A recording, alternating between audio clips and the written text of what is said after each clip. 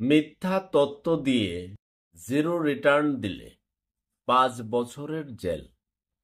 গতকাল এনবিআর দুপুরবেলা এই সংবাদ প্রকাশ করেছে। তখন থেকে তো বিশাল টেনশনে আপনি হয়তো ফেসবুক ইউটিউবের জন্য খুলেছিলেন।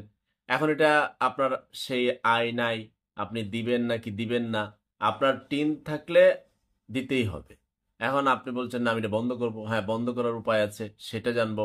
প্রবাসী ভাইদের ক্ষেত্রে কি হবে সেটা জানবো, এবং কত টাকা করযোগ্য আয় সেটা জানবো। আমরা আমরা একটু পত্রিকা থেকে পড়ি, হ্যাঁ, ঘটনাটা, তাহলে আমার ব্যক্তিগত মতামতটা হবে না, আপনারা একটু মনোযোগ দিয়ে শুনবেন আশা করি।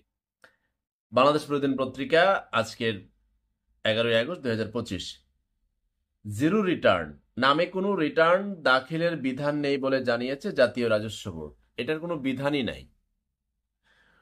সংস্থাটি জানায়, করদাতার প্রকৃত আয়ের পরিমাণ আইন অনুযায়ী করযোগ্য না হলে তাকে কোনো কর পরিশোধ করতে হবে না। করযোগ্য আয় মানে কত?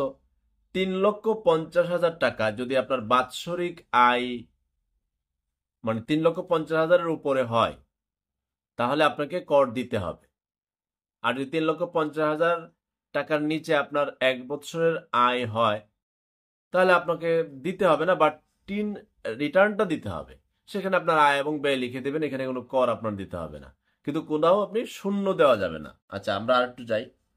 তবে আয়কর রিটার্নে আয় ব্যয় সম্পদ ও দায় সম্পর্কিত সঠিক তথ্য না দিলে ৫ বছর পর্যন্ত কারাদণ্ডের বিধানের কথা জানিয়েছে সংস্থাটি। গতকাল এক বিবৃতিতে তথ্য জানান এনবিআর এর জনসংযোগ কর্মকর্তা মোহাম্মদ আলামিন শেখ।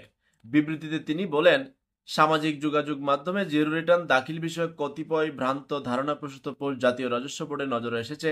এসব পোস্টে রিটার্নের পূরণের সবকটি ঘর শূন্য হিসেবে পূরণ করে রিটার্ন দাখিল করা যায় মর্মে প্রচার করা হচ্ছে।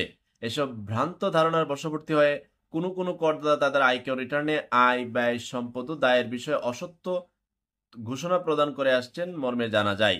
জিরো রিটার্ন প্রসঙ্গে বিবৃতিতে বলা হয়, আয়কর আইন ২০২৩ অনুসারে জিরো রিটার্ন নামে কোনো রিটার্ন দাখিলের বিধান নেই। করদাতার প্রকৃত আয় ব্যয় সম্পদ ও দায় প্রদর্শন না করে এর কোনো একটি শূন্য অথবা সবগুলো তথ্য শূন্য হিসেবে প্রদর্শন করা সম্পূর্ণ বেআইনি এবং ফৌজদারি অপরাধ। আয়কর রিটার্নে আয় ব্যয় সম্পদ ও দায় সম্পর্কিত সঠিক তথ্য প্রদর্শন না করে মিথ্যা বা অসত্য তথ্য প্রদান করলে আয়কর আইন ২০২৩-এর ধারা ৩১২ ও ১৩ অনুসারে করদাতাকে ৫ বছর পর্যন্ত কারাদণ্ডের বিধান রয়েছে। কি করবেন এখন? মানে এই ঘটনা হচ্ছে, আপনার যদি ৩,৫০,০০০-এর নিচে আয় হয়, আপনার টিন সার্টিফিকেট খোলা আছে, এখন আপনি কি করবেন? আপনার আয় এবং ব্যয় সুন্দর করে দেখিয়ে দিবেন, কোথাও আপনি শূন্য দিবেন না। আপনার আয় তো ৩,৫০,০০০ টাকার নিচে ১ বছরের, তাহলে আপনার তো টেনশন, আপনি পূরণ করে দিয়ে দিবেন, তো কর দিতে হচ্ছে না। কিন্তু সব যদি তথ্য গোপন করে শূন্য শূন্য মারি দেন তাহলে আপনার ৫ বছরের জেল। আর একটা কথা বলে রাখি, আমি আয়কর অফিসে গেছিলাম গত বছর, তাদের আমাদের আইনের বইটা আমাকে দেখাইছিল। একজন ইয়াংস্টার চাকরি করত। লেখা আছে যে কারো টিন সার্টিফিকেট খোলা আছে, বাট সে আয়কর রিটার্ন দিবে না, না দিলে প্রতিদিন ৫০ টাকা জরিমানা, তাহলে বছরে ১৮,০০০। এখন আপনি ৩ বছর পরে গেলেন, আপনার টিন সার্টিফিকেট খোলা আছে, দেন নাই, এবার কোনো একটা কাজে আপনার আয়কর রিটার্ন লাগে, ওই ডকুমেন্টটা জমা দিতে হবে। এবার তো আপনার ৩ বছরের জরিমানা সহ জমা দিতে হবে। তার চেয়ে ভালো আপনি প্রতি বছর আয়কর রিটার্ন দিয়ে দিবেন। এবার আসছে যে তাহলে আপনি আয়কর প্রবাসীদের ক্ষেত্রে কি ঘটনা, আবার অথবা এটা বন্ধ করবেন কিভাবে যদি প্রয়োজন না হয়। প্রবাসীদের ক্ষেত্রে বলা আছে যে কাদেরকে আয়কর রিটার্ন বাধ্যতামূলক না, এরকম ৪ ক্যাটাগরি আছে।